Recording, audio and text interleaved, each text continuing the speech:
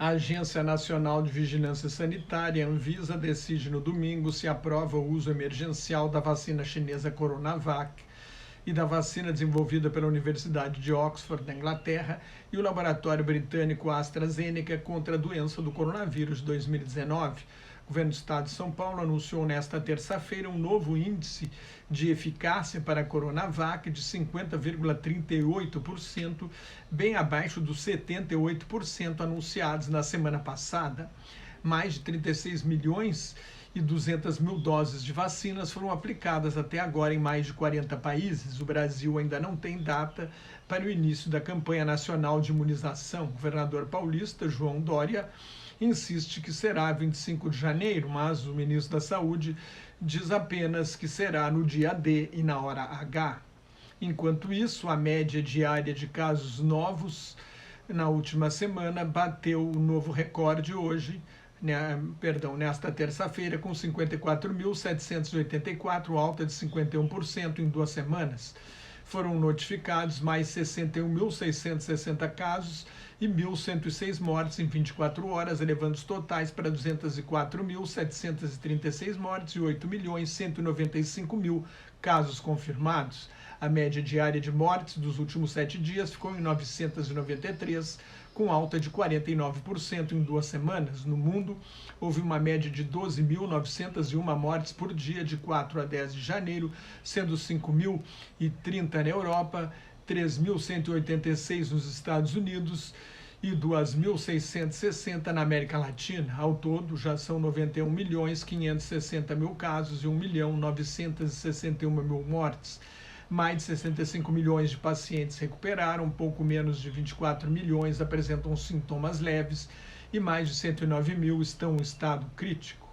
Os Estados Unidos registraram quase 230 mil casos novos e um recorde mundial de 4.406 mortes na terça-feira, chegando a um total de 22.635.000 casos confirmados e 380.555 mortes. A grande mortalidade entre idosos nas tribos indígenas está causando um prejuízo irreparável na preservação da tradição oral dos índios norte-americanos. Estão morrendo enciclopédias vivas de suas culturas. Para acelerar a vacinação, o governo estendeu a prioridade para todas as pessoas acima de 60, a partir de 65 anos. A partir do dia 20, para entrar em avião que vá para os Estados Unidos, todo passageiro terá de apresentar um teste negativo de Covid-19 feito em até 72 horas antes do embarque. Esta medida não altera a situação de quem sai do Brasil, que está proibido de entrar diretamente nos Estados Unidos. O Reino Unido registrou 1.243 mortes, o segundo maior número num dia, e mais de 45.500 casos novos, uma queda em relação aos últimos dias, com uma mutação do vírus mais contagiosa assolando a Inglaterra. 1 em cada 30 moradores de Londres pegou a Covid-19. O recorde de mortes no Reino Unido foi 1.325 em 8 de janeiro. Mais pessoas morreram no Reino Unido em 2020 do que em qualquer ano do século passado, inclusive em 1918, durante a pandemia da gripe espanhola. Com cerca de 90 mil mortes acima da expectativa, foi o maior número de mortes em excesso desde a Segunda Guerra Mundial. A polícia britânica aplicou 45 mil multas desde novembro por violações dos termos do confinamento. O primeiro-ministro Boris Johnson está sendo muito criticado por pedalar a mais de 10 quilômetros da residência oficial de Downing Street. A França teve pouco menos de 20 mil casos novos num dia. A taxa de resultados positivos nos testes de Covid-19 na França foi de 10% em crianças até 9 anos, um pouco mais de 8% na faixa de 10 a 19 anos e 6,4% na população em geral. As crianças não desenvolvem a doença, mas podem transmitir. A Espanha registrou 25.438 casos novos e 406 mortes em 24 horas, elevando o total para 2.137.000 casos confirmados e 52.683 mortes. A Espanha e a Hungria apoiaram uma proposta da Grécia para criar um passaporte vacinal na União Europeia para acelerar a retomada do setor de turismo.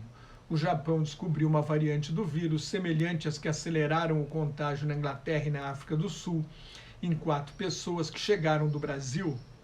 Uma pesquisa da Universidade de São Paulo, a USP, concluiu que a melatonina produzida no pulmão protege o nariz, os alvéolos pulmonares, impedindo a infecção pelo novo coronavírus.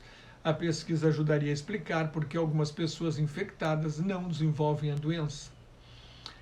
A Câmara dos Representantes dos Estados Unidos aprovou nesta noite uma lei pedindo ao vice-presidente Mike Pence que aplique a emenda número 25 e declare o presidente Donald Trump incapaz de governar o país. Pence deixou claro que não vai fazer isso.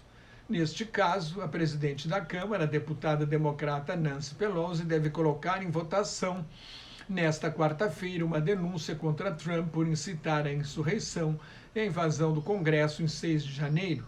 A deputada republicana Liz Cheney, terceira na hierarquia do partido na Câmara, vai votar a favor do impeachment de Trump. É um voto expressivo porque ela representa uma ala conservadora do partido. É filha do ex-vice-presidente Dick Cheney, um linha dura, com peso decisivo na invasão do Iraque de 2003 no governo George W. Bush. Cheney articulou o documento em que recentemente 10 ex-secretários da Defesa declararam que a eleição terminou com a vitória de Joe Biden e pediram às Forças Armadas para não se envolver em disputas eleitorais, ou seja, na tentativa de golpe de Donald Trump. O Estado-Maior Conjunto dos Estados Unidos enviou mensagem a todos os militares condenando o assalto ao Congresso e confirmando que Joe Biden será o comandante supremo das Forças Armadas a partir de 20 de janeiro. Outros deputados podem seguir o exemplo de Liz Cheney. A aprovação do impeachment na Câmara é praticamente certa. Trump será o primeiro presidente processado 2 vezes pelo Congresso. No Senado, a republicana Lisa Murkowski, que absolveu o presidente do primeiro processo de impeachment em fevereiro de 2020, no escândalo de pressionar o presidente da Ucrânia para investigar Joe Biden e o filho, agora a Lisa Murkowski vai condenar o presidente.